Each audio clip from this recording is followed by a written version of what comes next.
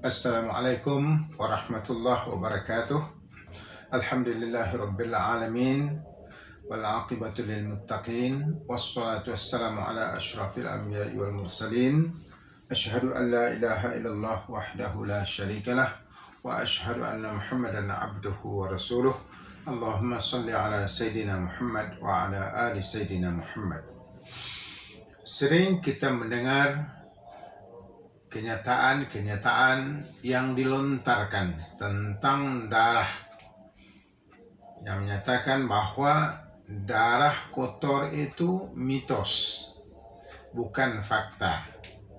Jadi kita akan melihat dengan lebih terperinci pada saat ini, betulkah darah kotor itu mitos dan bukan fakta, atau darah kotor itu memang fakta, bukan mitos.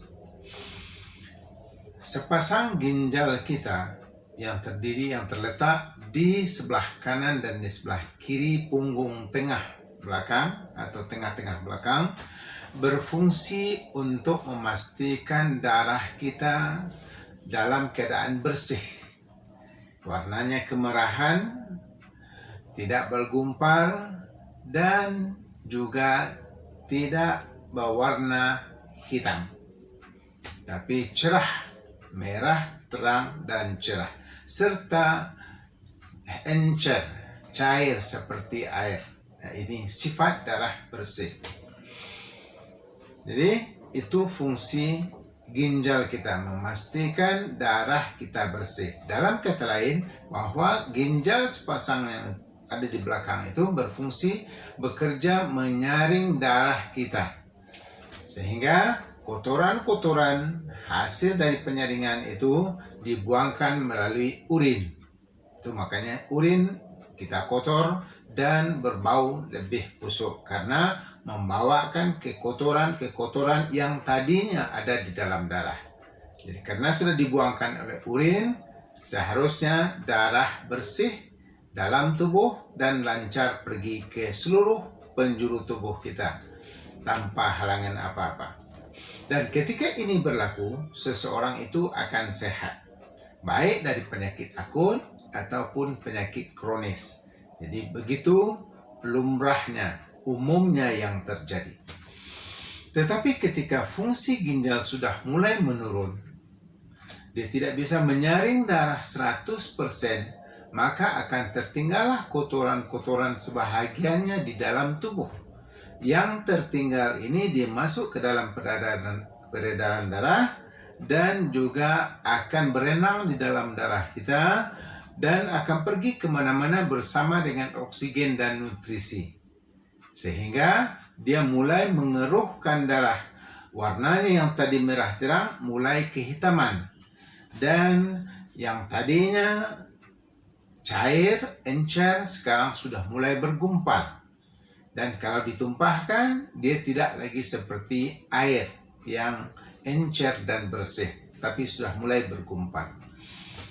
Maka ketika ini, perjalanan darah sudah mulai terganggu, yang pada ujungnya mulailah adanya kesakitan-kesakitan tertentu pada orang tersebut.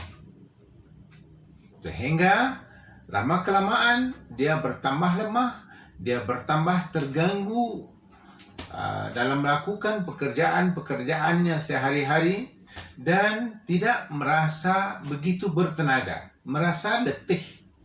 Dia selalu merasa letih dan keletihan, dan tidak sanggup untuk melakukan kerja-kerja yang biasanya tidak ada masalah. Ini kenapa? Karena oksigennya sudah kurang, darahnya sudah tidak begitu bersih lagi, dan nutrisinya juga berkurangan. Akhirnya, ketika dilakukan pengecekan di laboratorium di satu hospital atau rumah sakit, maka apabila didapati bahwa kreatininnya sudah naik, sudah meninggi, yang normalnya di bawah 2, 0,6%, 6 sampai 1,5. Itu yang normal, lebih kurang. Tetapi kalau sudah dibacaan kreatininnya itu naik 3, 4, atau 5, atau seterusnya, maka orang tadi akan semakin lemah dan mulai berpenyakit. Dan ketika itu, apa yang berlaku? Ginjalnya sudah tidak bisa menyaring darahnya dengan sempurna. Akhirnya kalau kreatininnya terlalu tinggi, terpaksa dicuci darah. Maka dicuci darah ini yang kita sebut dengan hemodialisis. Dan itu perlu dilakukan 2 atau 3 kali seminggu. Dan yang dicuci itu adalah yang kotor, bukan yang kental. Bukan pula yang bersih, tetapi yang kotor. Setiap sesuatu yang dicuci adalah yang kotor. Artinya darah kotor memang ada. Fakta, bukan mitos. Jadi, kenapa darah itu kotor? Karena ginjal sebagai penyaring yang membersihkan darah itu tidak berfungsi dengan baik lagi. Akhirnya terakumulasilah kekotoran yang inilah yang akan menjadikan darah ini kotor, yang dalam bahasa medisnya kita sebut dengan toksin. Maka benarlah kata Rasulullah SAW, lebih 1400 tahun yang lalu, bekam adalah pengobatan yang terbaik. Inna khaira ma tadawaitum bihi al-hijamah. Sesungguhnya kata Rasulullah, sebaik-baik pengobatan yang kamu lakukan untuk kesembuhan daripada penyakit-penyakit yang ada adalah dengan berbekam.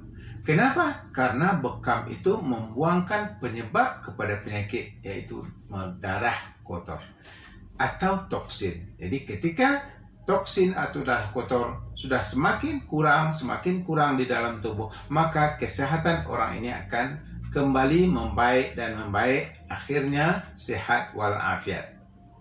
Mudah-mudahan bermanfaat. Ingat, darah kotor fakta, bukan mitos. Assalamualaikum warahmatullahi wabarakatuh.